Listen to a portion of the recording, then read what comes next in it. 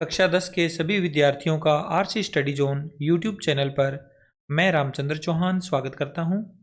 प्यारे बच्चों, आज इस वीडियो में हम माध्यमिक शिक्षा बोर्ड राजस्थान अजमेर के द्वारा आयोजित होने वाली कक्षा 10वीं की बोर्ड परीक्षा की तैयारी के लिए आपकी गणित पाठ्य पुस्तक के प्रत्येक अध्याय में से बेसिक कॉन्सेप्ट से रिलेटेड हमारी प्लेलिस्ट का चैप्टर नंबर 2 बहुपद पर आधारित बेसिक कॉन्सेप्ट करने जा रहे हैं। जैसा कि आप सभी को पता है, आपकी पाठ्यपुस्तक के अध्याय 2 बहुपद का अध्याय में से कुल 4 अंकों के प्रश्न बोर्ड परीक्षा में आने हैं।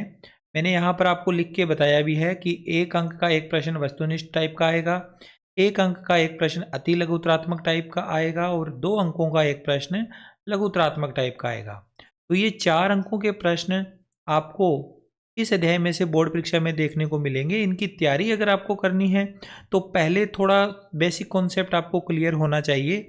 तो मैं ज़्यादा डिटेल में ना जाते हुए शॉर्ट चीज़ें जो है इस अध्याय की मेन बातें हैं वो मैं आपको डिटेल में न बताते हुए शॉर्ट में बता देता हूँ। बाकी जब आप ये चैप्टर के क्वेश्चन करोगे तो वहाँ से आपको सारा कॉन्सेप्ट अच्छे से क्लियर होगा। तो चैप्टर से संबंधित प्रत्येक प्रश्नावली 2.1 और 2.2 से संबंधित जो क्वेश्चन हैं उनका लिंक भी मैंने इस वीडियो के डिस्क्रिप्शन में डाल दिया है, तो आप वो वीडियो भी देख लीजिएगा और ये वीडियो भी देख लीजिएगा। दोनों वीडियो को अगर आप एक साथ देख लेते हैं तो उसके बाद आपको इस अध्याय के पूरे 4 में से 4 अंक आपको लाने की मैं गारंटी देता हूँ। आइए स्टार्ट कर लेते हैं इस वीडियो को। सबसे पहले हम बात करेंगे कि बहुपद आखिर क्या होता है, बहुपद कहते किसे हैं। तो बहुपद की जो परिभाषा है वो क्या है? वह बीजीय व्यंजक जिसके चर की घात पूर्ण संख्या यानी 0, 1, 2, 3, 4 आदि हो, बहुपद कहलाता है। हमेशा याद रखना, बीजीय व्यंजक है तो उसमें चर भी होगा, और अगर उस चर की घात पूर्ण संख्या है, 0 है, 1 है, 2 है, 3 है या 4 है, या हम इसे कह सकते हैं ऋणेतर पूर्णांक। इसमें ऋण पूर्णांक नहीं है, धनात्मक पूर्णांक भी है और शून्य पूर्णांक भी है।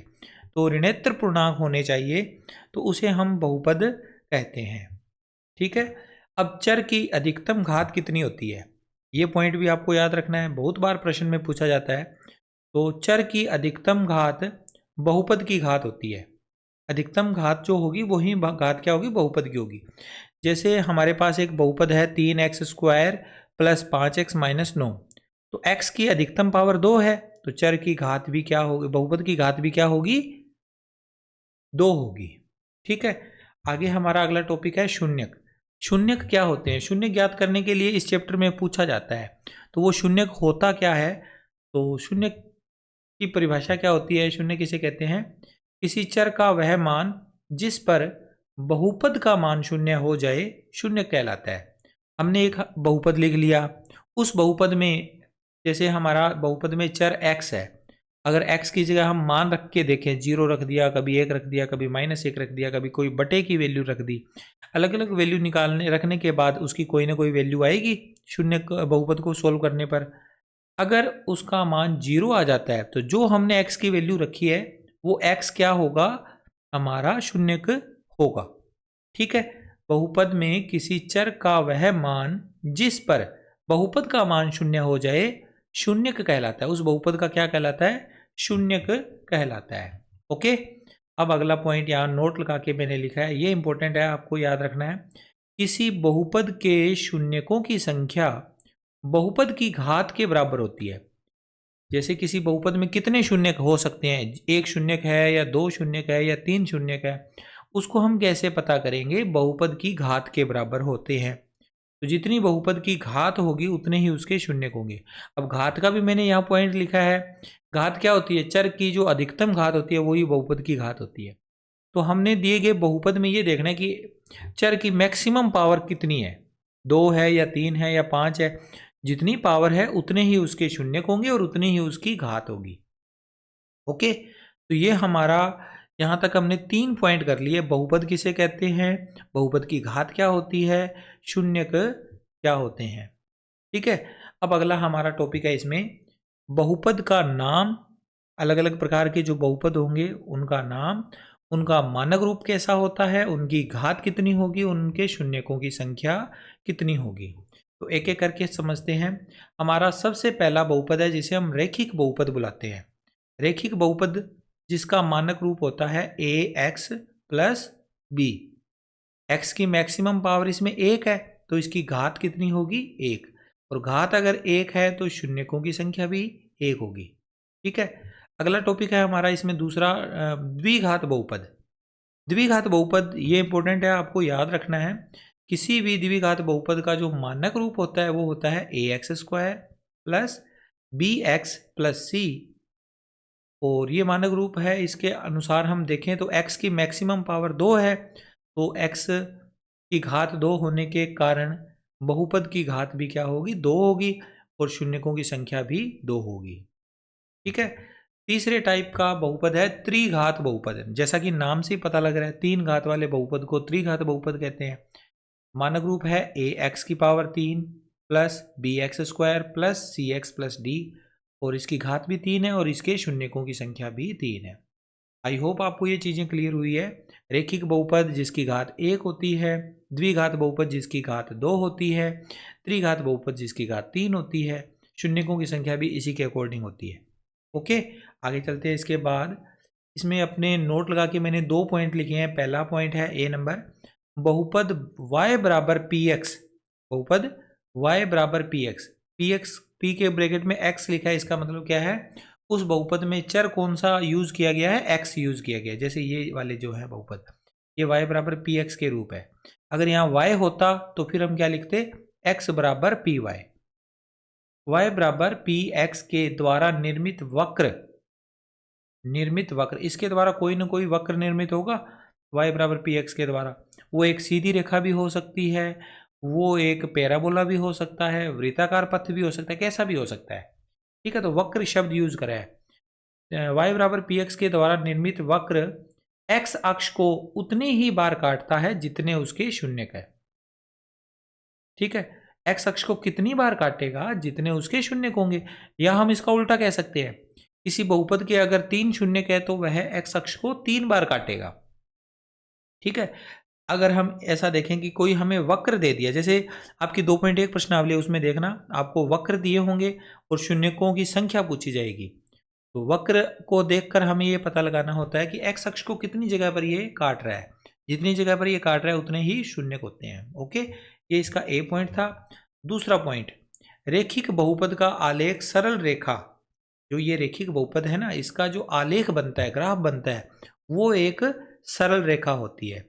वह द्विघाती बहुपद का आलेख परवलयाकार होता है। द्विघाती बहुपद का आलेख कैसा होता है, परवलय के आकार का होता है।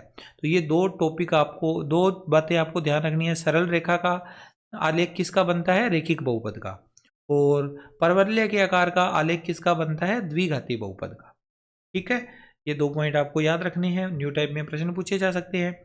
आगे हमारा प्रश्न है, इसमें टॉपिक है 5वां, द्विघात बहुपद पी एक्स बराबर A X square plus B X plus C. ये कोई द्विघात बहुपद है तो इसके 2 शून्यक होंगे और 2 शून्यक कौन से ले लिए, अल्फा व बीटा। शून्यकों का नाम ले लिया अल्फा व बीटा। अगर द्विघात बहुपद के 2 शून्यक अल्फा व बीटा हो तो क्या होगा, अल्फा और बीटा 2 शून्यक हैं, तब इनके अल्फा और बीटा के बीच में संबंध कैसे होंगे वो हमने देखने हैं। तो सबसे पहले तो आप देखो, शून्यकों का योग, ये जो 2 शून्यक हैं इनका योग देखना है, यानी अल्फा प्लस बीटा का मान किसके बराबर होगा, माइनस बी बटाए। अब ये ए और बी क्या है, ये इस बहुपद के अंदर देखो, एक्स स्क्वायर के गुणांक को ए कहते हैं, एक्स के गुणांक को बी कहते हैं और अचर जो पद होता है उसे सी कहते हैं। ठीक है, सी से लिखा जाता है, ये हमारा अचर मानक रूप है। उसके अनुसार एक्स स्क्वायर का गुणांक ए होता है, एक्स का गुणांक बी होता है और अचर पद सी कहलाता है। तो अल्फा प्लस बीटा यानी शून्यकों का योग अगर निकालना हो, इस बहुपद को देख के ही हम बता सकते हैं। इस बहुपद को जैसे 5x square minus 3x plus 2 है, तो उसमें से ए बी सी के मान हम निकाल लेंगे अलग। शून्यकों का योग अगर निकालना होगा तो उससे देख के लिख सकते हैं। ठीक है, ये हमारा शून्यकों का योग है। अगर योग है तो इसका गुणा भी तो होगा, तो इसका गुणा क्या होगा, गुणा देख लेते हैं। शून्यकों का गुणा alpha into beta, alpha beta, ये किसके बराबर होता है? सी बटा ए, अचर पद बटा एक्स स्क्वायर का गुणांक सी बटा ए। ठीक है, शून्यकों का गुणा यानी अल्फा प्लस अल्फा बीटा की इसकी वैल्यू होगी सी बटा ए के बराबर। ठीक है, आगे है शून्यकों के व्युत्क्रमों का योग। ये भी कई बार प्रश्न पूछा जाता है, शून्यकों के व्युत्क्रमों का योग। तो ये भी याद रखना, व्युत्क्रम कौन सा होगा? शून्यकों का 1 बटा अल्फा प्लस 1 बटा बीटा, इन दोनों का योग करेंगे तो कितना आएगा आंसर? माइनस बी बटा सी। याद रखना, बहुपद से देख के हम बता सकते हैं ये। तो ये इन तीनों के ऊपर आधारित न्यू टाइप का अवैध वाला प्रश्न पूछा जा सकता है। बहुपद आपको एक दे दिया जाएगा, पूछ लिया जाएगा कि शून्यकों का योग कितना है, इसका गुणनफल कितना है, या इसके व्युत्क्रमों का योग कितना है। तो ऐसे क्वेश्चन में आपको ना आगे जब बोर्ड के एग्जाम आएंगे तो आपको मैं पूरी डिटेल में इस अध्याय में से आने वाले इंपॉर्टेंट क्वेश्चन जब कराऊंगा, तब मैं एक एक क्वेश्चन यहाँ से उठा के आपको एक एक क्वेश्चन डिटेल में बताऊंगा। उन क्वेश्चंस की आपको तैयारी करनी है बस। और अगर आपका कॉन्सेप्ट समझा होगा तो इनका यूज़ वहाँ करूँगा मैं। तो कॉन्सेप्ट समझा होगा तो आप सारी चीज़ें वहाँ से क्लियर हो जाएगी। आगे चलते हैं, इसके बाद कुछ पॉइंट इसके अभी बकाए हैं वो देख लेते हैं। एक याद रखना है, छठा पॉइंट, यदि अल्फा व बीटा किसी द्विघात बहुपद के शून्यक हो तो, अगर कोई बहुपद है उसके शून्यक अल्फा और बीटा है, हमें दे रखे हैं शून्यक, तब क्या होगा? उसके शून्यक दिए होने पर वह बहुपद क्या होगा? पी एक्स बराबर होगा एक्स माइनस अल्फा ब्रैकेट में प्लस इंटू में एक्स माइनस बीटा। अगर अल्फा और बीटा किसी द्विघात बहुपद के शून्यक है तो बहुपद को अगर ज्ञात करने के लिए कह दिया जाए तो हम ये वाला फार्मूला यूज करेंगे, एक्स माइनस अल्फा और एक्स माइनस बीटा। यहाँ से हम बहुपद ज्ञात कर सकते हैं। तो ये 6 पॉइंट आपको याद रखने हैं। अब आपको बहुपद ज्ञात करना हो या शून्यकों का योग और गुणनफल दिया हो, जैसे 2.2 प्रश्नावली में है, वो क्वेश्चन तो मैं यहाँ पर सॉल्व नहीं करवाने वाला, क्योंकि उससे क्या होगा कि वीडियो थोड़ा लेंथी हो जाएगा। आपको जो जो चीज़ें मेन थी इस अध्याय में से वो मैंने आपको बता दी है। और जैसा अगर आप मेरे बारे में जानते हैं तो बहुत अच्छी बात है, नहीं जानते हैं तो मेरा नाम रामचंद्र चौहान और मैं मैथ का वरिष्ठ अध्यापक हूँ, गणित विषय पढ़ाता हूँ। मेरे विद्यालय का नाम राजकीय उच्च माध्यमिक विद्यालय फतुई, जो कि श्री गंगानगर जिले में है, आपको पता ही होगा। और मेरा व्हाट्सएप नंबर यहाँ पर आपको स्क्रीन पर दिखाई दे रहा है। अगर आप मेरे से ऑनलाइन संपर्क करना चाहते हैं तो मुझे व्हाट्सएप पे मैसेज कर सकते हैं और मैसेज के थ्रू जुड़ सकते हैं मेरे साथ, या फिर मैंने कम्युनिटी बना रखी है व्हाट्सएप के ऊपर, वहाँ पर आप अगर जुड़ना चाहते हैं तो मुझे मैसेज कीजिए और केवल इतना लिखिए कि मुझे कम्युनिटी में जोड़ दें, तो मैं वहाँ से आपको कम्युनिटी में जोड़ दूँगा। अगर आप डायरेक्ट जुड़ना चाहते हैं तो इस वीडियो के डिस्क्रिप्शन में कम्युनिटी से जुड़ने का लिंक भी आपको मिल जाएगा, वहाँ से भी आप जुड़ सकते हैं। मिलते हैं आपसे नेक्स्ट वीडियो में। Take care, bye bye.